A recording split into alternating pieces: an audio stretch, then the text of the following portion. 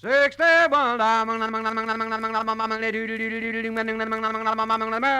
The Jack Benny Program, presented by Lucky Strike. Feeling low. Feeling tense. These 8 words are common sense. Smoke a Lucky. To be your level best. Smoke a Lucky. To be your level best. Your level best. That's just how you'll feel when you light up a Lucky, because Lucky's fine tobacco picks you up when you're low, calms you down when you're tense. Yes, friends, Lucky's fine tobacco puts you on the right level to feel and do your level best. It's important to know that fine tobacco can do this for you.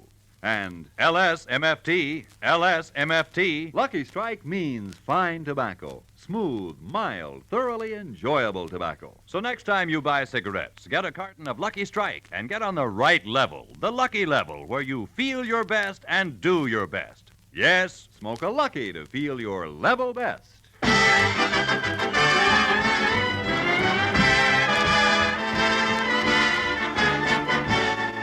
The Lucky Strike program starring Jack Benny with Mary Livingston, Phil Harris, Rochester, Dennis Day, the Sportsman Quartet, and yours truly, Don Wilson.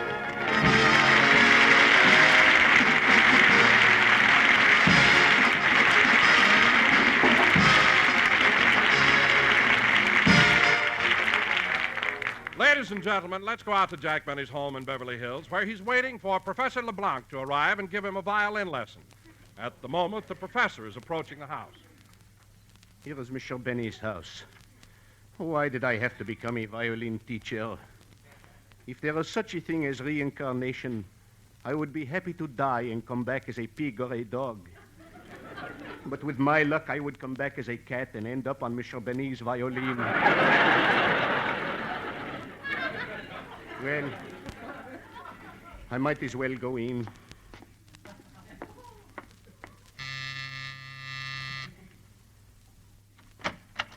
Well, Professor LeBlanc, How do you do, Mr. Benny?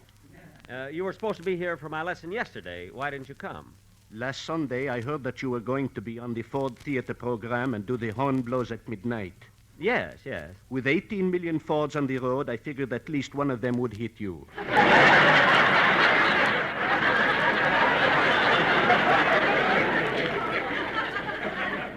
No, I was careful.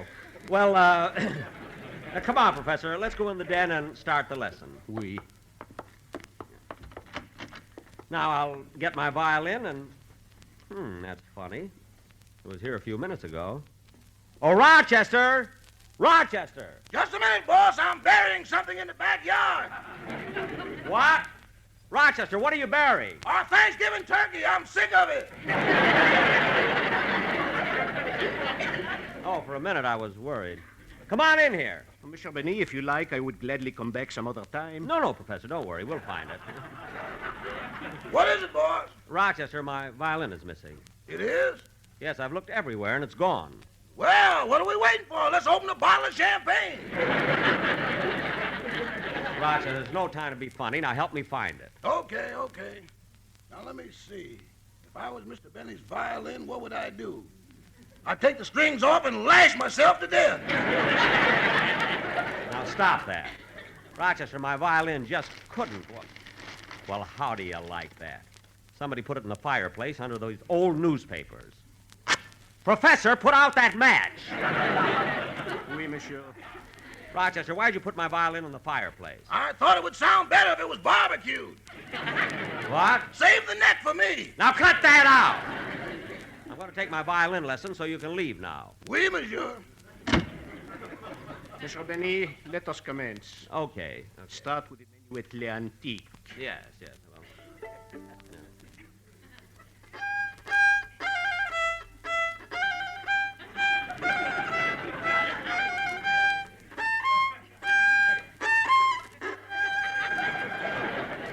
No, Mr. Benny. Not ta-ta-ta-ta-ta-ta.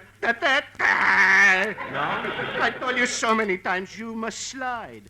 Down. Oh. Now try it again, and this time slide up the string. Yes, sir.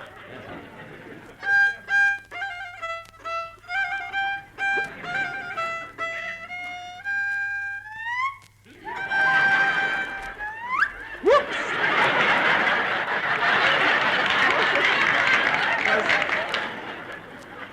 Was that too high? I think so. You knocked off your toupee. Oh, excuse me a minute. There. Shall I try it once more? Yes, but turn around and face me. I am facing you. Oh, yes, you put your toupee on backwards. I did not. This is the one with the bangs.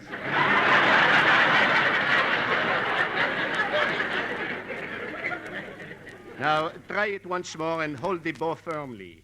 Oh, yes, sir. Yes, sir. Gee, a bow is a wonderful thing, isn't it? Oui, monsieur. And now try it once more.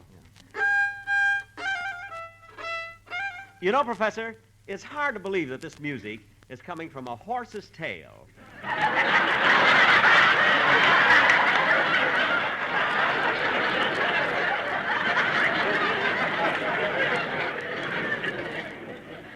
It is not hard to believe.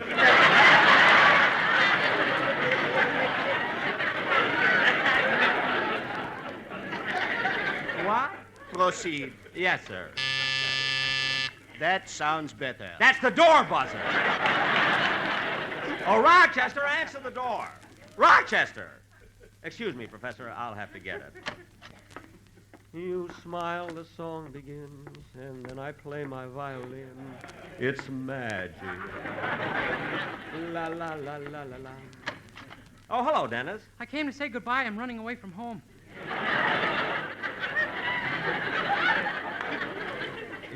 You're what? I'm running away from home.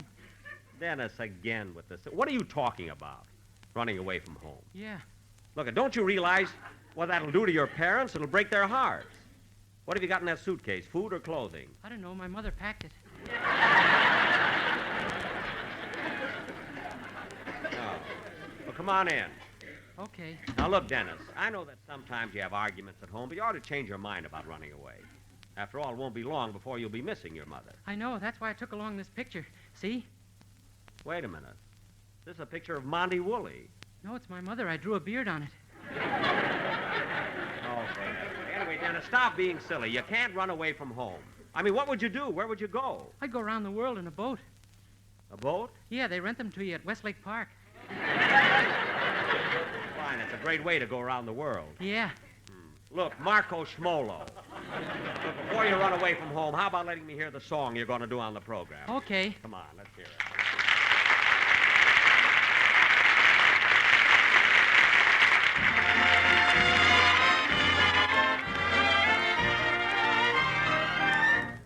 Forever and ever, my heart will be true. Sweetheart, forever, I'll wait for you.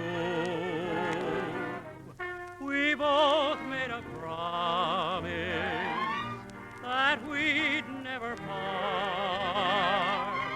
Let's seal it with a kiss forever, my sweetheart. Let bygones be bygones forever. We'll fall in love once again. So let's tell the world of our new love divine. Forever and ever you'll be mine. Forever and ever my heart will be true. Sweetheart, forever I'll wait for you. We both made a promise that we'd never part. Let's seal it with a kiss forever, my sweetheart.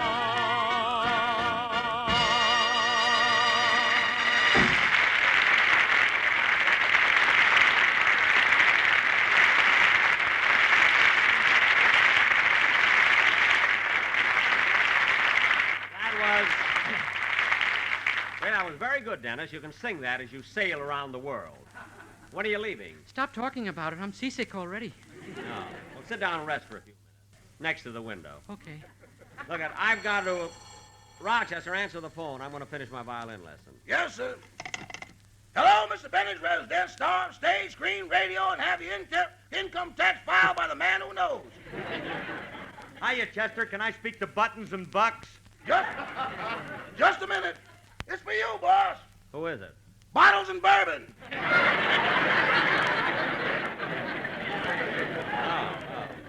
Hello? Hiya, Jackson. This is the maestro. Hello, Phil. How are you? Swell, swell. Listen, Methuselah, the reason I called you because my orchestra's forming a baseball team, and I thought you'd be interested. A baseball team? Yeah, and I was wondering whether we should call it Harris's Hurricanes or Benny's Bombers. Harris's Hurricanes? Well, that's ridiculous. After all, it is my program, so how can you call the team anything but Benny's Bombers? Okay, that'll be $126 for the uniforms.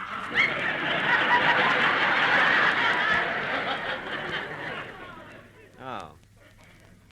Tell me, Phil, when is the first game of Harris's Hurricanes? Huh? In about 3 weeks, Jackson, we're playing Kay Kaiser's orchestra. Well, I hope your boys are better baseball players than they are musicians. They sure are, Jackson. We got a great team. Listen to the lineup. I'm pitching, Sammy the drummer's catching, and Bagby the piano player's in right field. What position is Remley in? Same as always, flat on his back. I thought so. I'll pick him up if you want to say hello to him.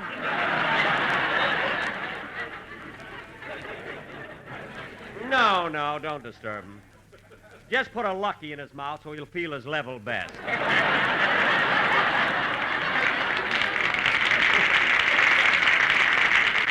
Hey, Phil, who are the other members of your team? Well, my 3 saxophone players are in the infield. Billy Smith's on third, Walter Sharp's on second, and Jimmy Watt's on first. Who's on first? No, Watt's on first. Oh, Jackson, you're a natural-born straight man. Look, Costello. Look, what other teams are you going to play? Well, after Kaiser, we play Bob Crosby's orchestra, then Russ Morgan's orchestra, then Phil Spitalny. Oh. The one with Spitalny's orchestra is a night game. Oh, with lights? Lights nothing. You think we're crazy?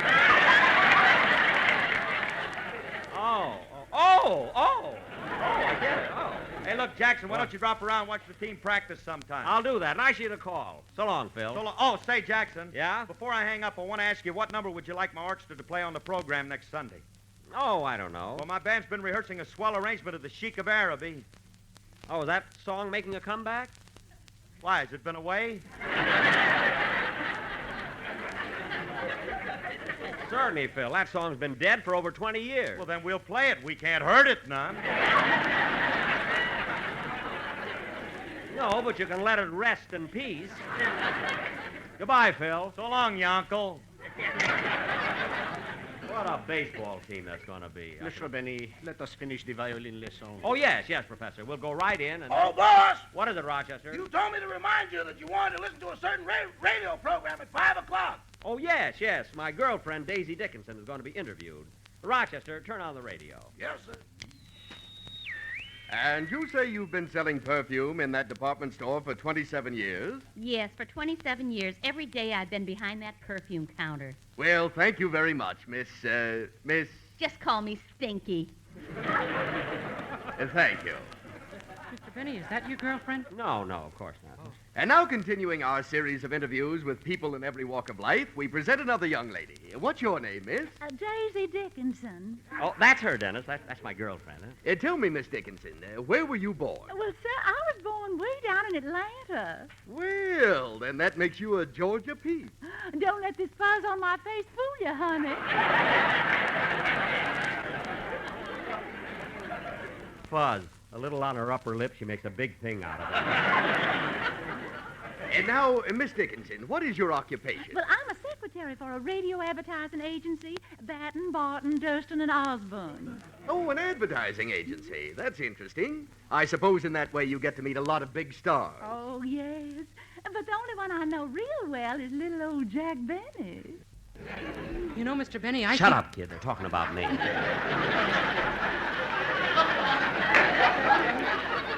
Miss Dickinson, perhaps you can give us some inside information about Mr. Benny. Well, if it's not too personal. Gosh, what a personality.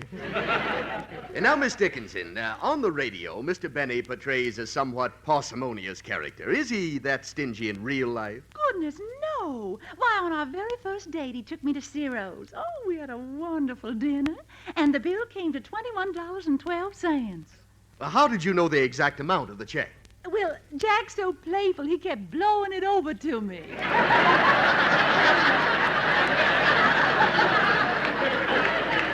I see.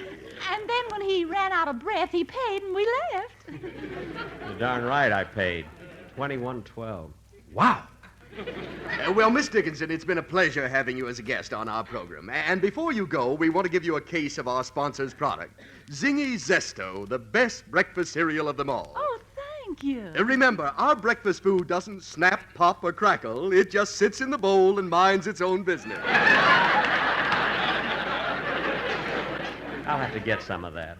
Thank you, Miss Dickinson. And now, ladies and gentlemen, here's our next guest. Your name, please? Donald Wilson. Hey, Dennis, it's Don Wilson. He didn't tell me he was going to be on the program. Well, maybe he doesn't want to pay commission. Maybe. Don Wilson, are you the radio announcer? Well, that's just a sideline. I'm really a great mimic. I can imitate anything. I see. And what do you consider your most novel imitation? My imitation of a quartet, I do all four voices. All four voices? Yeah. Would you like to hear it? Ooh, would I?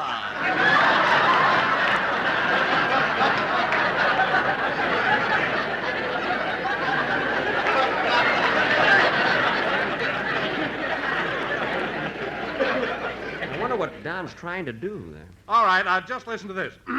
First, I want to warm up my four voices. Mimi, Mimi, Mimi. Mimi. Gee, I didn't know Don could do that. And when I put all my four voices together, I sound like this. Feeling low, feeling tense. These 8 words are common sense. Smoke a lucky. To feel your level best. Smoke a lucky. To feel your level best. Well, that was wonderful, Mr. Wilson. Thank you. Smoke a lucky to feel your level best. That's enough, Mr. Wilson. Smoke a lucky. Mr. Wilson. Smoke a lucky. Mr. Wilson, that's enough! Take your four voices and go! Thank you.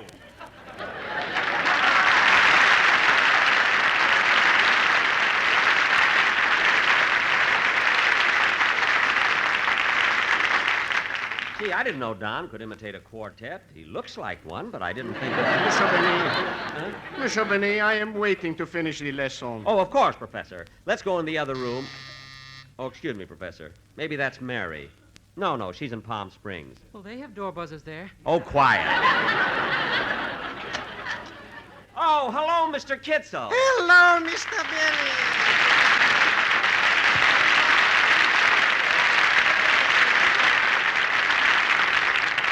Benny. Mr. Benny, I came over to ask you, could I get some tickets to your broadcast for my bowling club? Oh, I certainly, Mr. Kitzel. I didn't know you belonged to a bowling club. Well, it was my wife's idea. She wants to lose a little weight. Oh, is she heavy? Heavy. Ho, ho, ho. You know, on the day we was married, her father and I could hardly carry her over the threshold. Her father? It was his house. We were moving in. Let him help.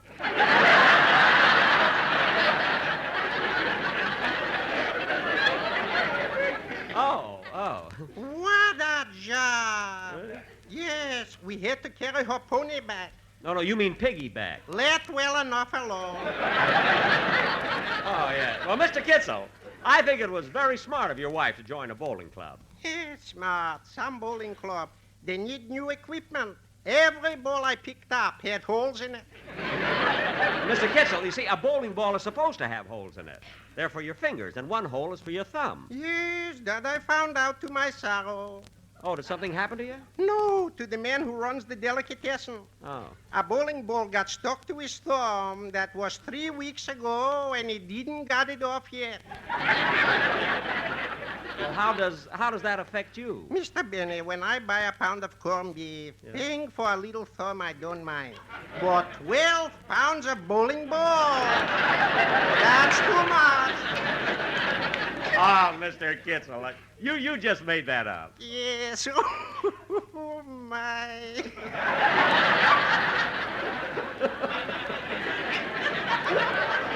You know, Rory, that was pretty clever. Say, maybe you'd like to write for my program. Oh, I would like to very much, but I already got a job in radio. You have? Yes, I'm a technical advisor on the life of Riley.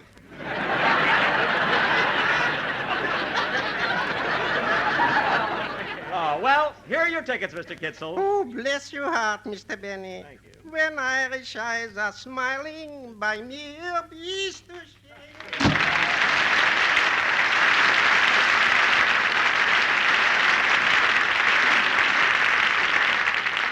All right, Professor LeBlanc, now we can continue with the violin lesson. Thank you, monsieur. I'll get my violin and... Oh, excuse me, Professor. What a house. Always interruptions. Ding-a-ling-ling, the phone. The radio. The doorbell. Professor! I'd rather give a lesson in the snake pit. Professor! Professor, please. Oh, I'll answer it, Mr. Benny. Yes? Is Mr. Benny in? I'm Claude Rains.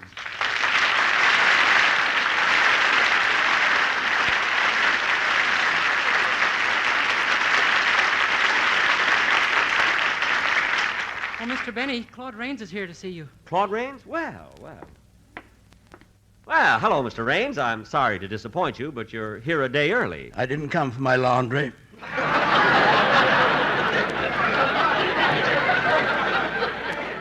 Oh, then, is this a social call? No, it's not a social call, Mr. Benny. It's business. Business? Yes, several weeks ago, I signed a contract to appear on the Ford Theater Hour. Well, how nice. This morning, Mr. Fletcher Markle, director of that program, informed me that I'm to appear with you next Friday in The Horn Blows at Midnight. Well, congratulations, Mr. Rains. This is a splendid opportunity for you. Well, I don't know. They told me the same thing when I joined a pyramid club.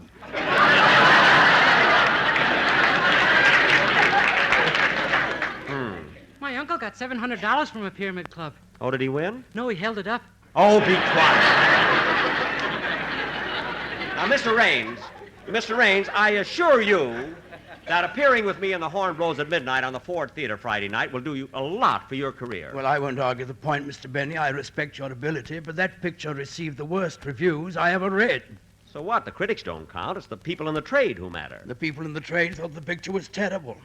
I mean, so what? The people in the trade aren't important either. It's the public that counts. The public thought the picture was simply awful. How would they know? They didn't even go to see it.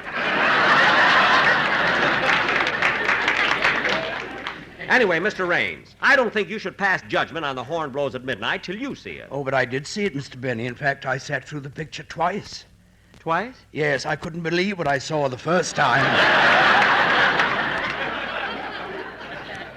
Oh, then you didn't like it? Didn't like it, Mr. Benny. That is the greatest understatement since that day in 1492 when Columbus said, "I think I've found something."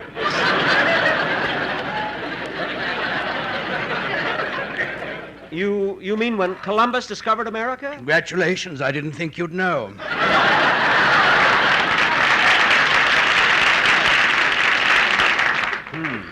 I want to warn you, Mr. Benny, that immediately upon leaving here, I'm going to my lawyers to see what legal steps I can take to get out of appearing with you on the Ford Theater. Look, Mr. Rains. Say, Mr. Benny, What? if my mother had married him, would I be a rainy day?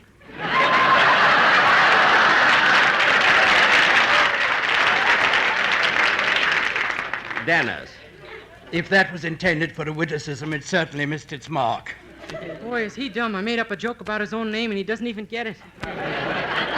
Mr. Benny, I don't know whether this is your relative, friend, business associate, or servant, but whatever it is, I'm allergic to it.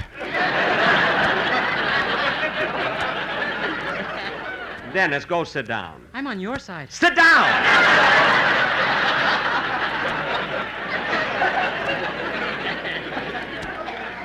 Now, look, Mr. Rains, your part in this picture that we're going to do has such great importance. Think of it.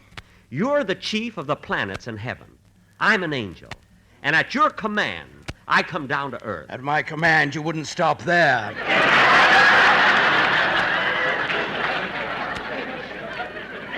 Well, let me tell you something, Mr. Rains. Whether you realize it or not, you're getting a break appearing with me in the Ford Theater Friday night. It isn't every actor who can go on the radio with a big comedian.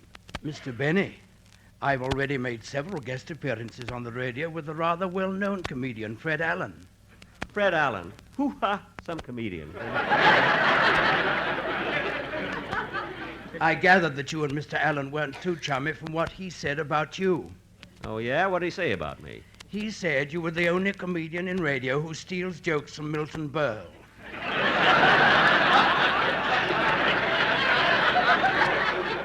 Mr. Raines, when you take a joke from Milton Berle, it's not stealing. It's repossessing. Now, let's not talk about Mr. Allen anymore. I'm going to have my dinner soon. All right, Mr. Benny. All right. But isn't there any way I can talk you out of doing the horn blows at midnight, or at least letting me get out of my contract? No, Mr. Raines. My mind is made up, and I'll see you Friday night on the Ford Theater. Very well. But all I can say is this is the worst thing that has happened to me in all my 39 years. Well, what? You're 39? Yes. Say, that's a coincidence. You see, I'm 39 too. Well, you can have it. You were there first. What? Goodbye, Mr. Benny. Goodbye.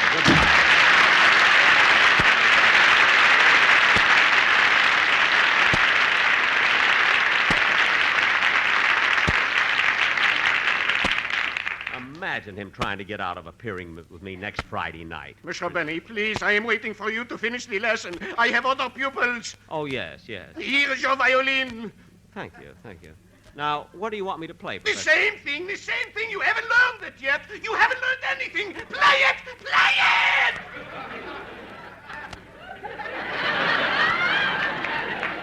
All right.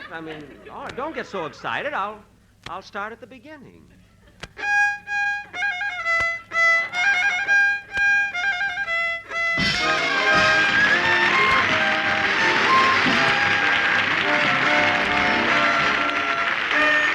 Jack, we'll be back in just a moment, but first...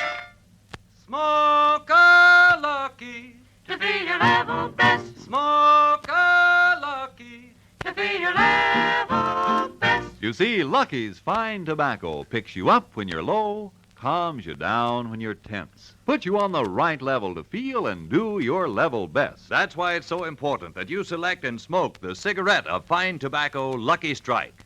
For as every smoker knows, LSMFT, Lucky Strike means fine tobacco. No wonder more independent tobacco experts, auctioneers, buyers, and warehousemen smoke Lucky Strike regularly than the next two leading brands combined. Yes, Luckies are the overwhelming choice of the men who really know tobacco. So when you choose your cigarette, be sure to make it Lucky Strike and get on the right level, the lucky level, where you feel your best and do your best. Yes, the next time you buy cigarettes, ask for a carton of Lucky Strike. Feeling low. Feeling tense.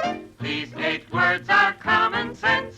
Smoke a lucky to be your level best. Smoke a lucky to be your level best.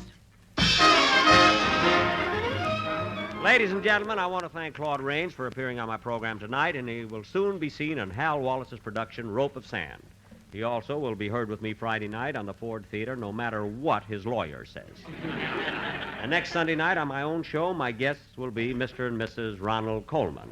And don't forget to listen to A Day in the Life of Dennis Day, starring me. Yeah, you. Good night. Stay tuned in for the Amos and Andy Show, which follows immediately. This is CBS, the Columbia Broadcasting System.